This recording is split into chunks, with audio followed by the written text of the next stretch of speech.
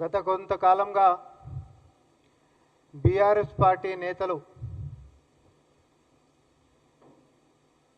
RS Praveen Kumar గారు మరి మా ప్రభుత్వం మీద ఆయన ఇష్టానుసారంగా నిరాధారంగా ఏమీ లేకపోయినా పిల్లలని వాడుతూ కులం ముసుగులో మా ప్రభుత్వాన్ని బద్నాం చేసేటటువంటి వ్యాఖ్యలు మనందరం కూడా వింటా ఉన్నాం. కానీ ఒక మాజీ ఐపీఎస్ ఆఫీసర్ అయ్యుండి దళిత పిల్లల సంక్షేమం అనేటటువంటి పేరుతో వాళ్ళ నోటికాడి బుక్కని ఇష్టానుసారంగా ఆయన మరి ఆ ఎస్సీ గురుకులాలకి సెక్రటరీ లెక్క ఉంటున్నప్పుడు ఎంతెంత అవినీతి చేసిండు, ఎన్ని అక్రమాలకు పాల్పడ్డాడు అనేటటువంటి ఒక చేదు నిజాన్ని ఈరోజు తెలంగాణ సర్వసభ్య సమాజం ముందుకు నేను తేదలుచుకున్నా.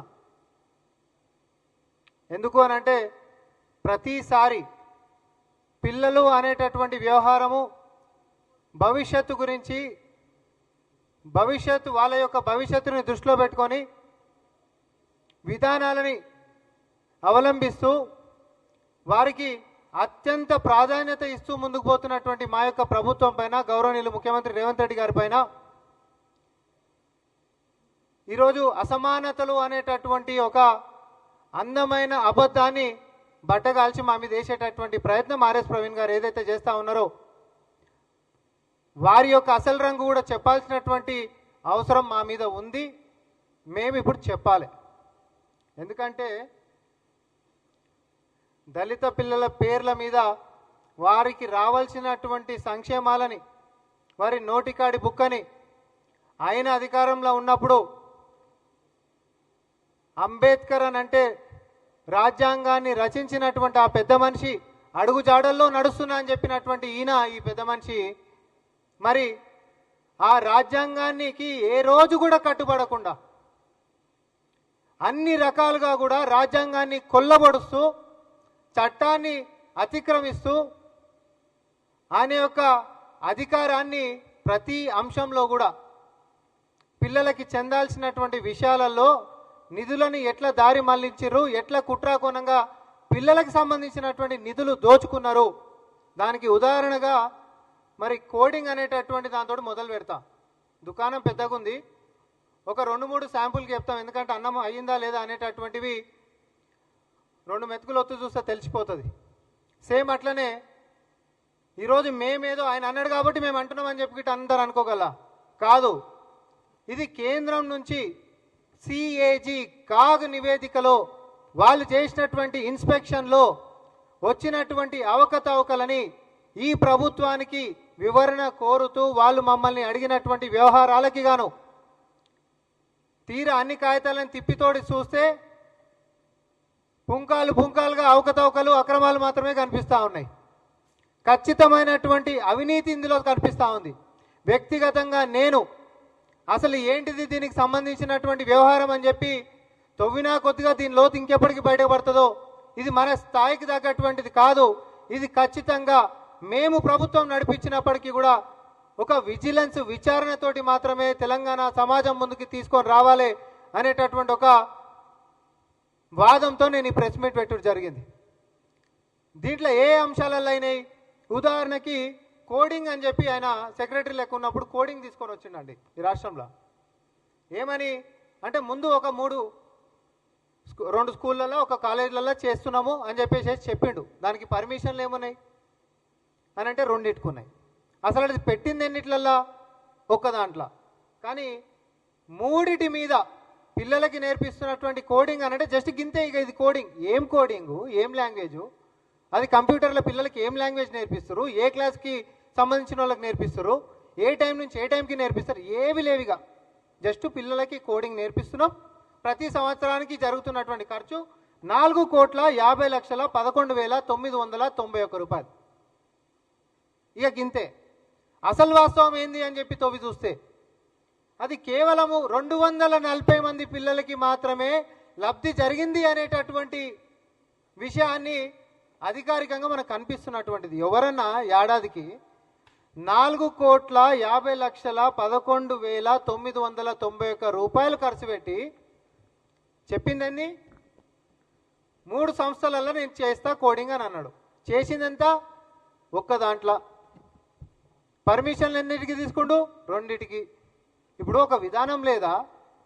నువ్వు ప్రభుత్వంలో కూర్చొని ఉంటున్నప్పుడు రాష్ట్ర ప్రభుత్వం నుంచి ఫినాన్స్కి సంబంధించినటువంటి పర్మిషన్లైనా శాంక్షన్లైనా లేకపోతే అనుమతులు తీసుకునేటటువంటి వ్యవహారాలైనా రాజ్యాంగంలో పొందుపరిచినటువంటి కొన్ని విధి విధానాలు ఉన్నాయి కదా, ఏ ఒక్కటి కూడా ఫాలో కాలే.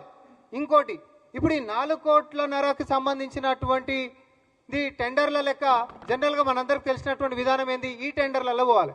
పారదర్శకంగా ఎవరైనా కూడా అధికారి వ్యవహరించాలి అని అంటే ఈ టెండర్ల ద్వారా పోవాలి. ఎందుకంటే దానికి కాంపిటీటర్స్ ఎవరు వస్తారు, వాళ్ళందరూ కూడా పారదర్శకంగా ఎవరు అర్హత ఉంటే ఎవరు తక్కువ కోట్ చేస్తే వాళ్ళకి ఇచ్చేటటువంటిది. దీంట్లో ఎట్లాంటి ఈ టెండర్లకు పోయినటువంటిది ఆయన చరిత్రలోనే లేదు. ఇది కాదు, మళ్ళీ తర్వాత చెప్పేది కూడా దేంట్లో కూడా ఈ టెండర్లకు ఆయన పోలే. చట్టాన్ని చేతులకు తీసుకొని పేరుకేమో అంబేద్కర్ గారి పేరు చెప్పుకుంటాడు, సంక్షేమమేమో దళిత పిల్లల పేరు చెప్పుకుంటాడు. కానీ దోచుక తిన్నది మాత్రం ఆర్ఎస్ ప్రవీణ్ కుమార్ గారు. మీరు దీనికి జవాబు చెప్పాలి. ఈ టెండర్లకి మీరు ఎందుకు పోలే? రాష్ట్ర ప్రభుత్వం యొక్క అనుమతి మీరు ఎందుకు తీసుకోలే? అండ్ ఫైనాన్స్ డిపార్ట్మెంట్స్కి సంబంధించినటువంటి శాంక్షన్స్ ఇవ్వాలి. ఇట్లాంటిది కొత్త ప్రోగ్రామ్ గిట్ట మీరు తీసుకుంటే కనీసం ఫైనాన్స్ డిపార్ట్మెంట్ శాంక్షన్స్ కూడా దీంట్లో తీసుకోలే. కోడింగ్కి సంబంధించినటువంటిది ఒక ఉదాహరణ నేను చెప్పిన. అయితే వాస్తవానికి మరి ఇచ్చినటువంటి పైసలు ఎక్కడివి? ఫైనాన్స్కి సంబంధించిన డిపార్ట్మెంట్ అనుమతులు లేవు, శాంక్షన్స్ లేవు. మరి ఇచ్చినటువంటిది ఏంటివి అంటే 312 గ్రాంట్.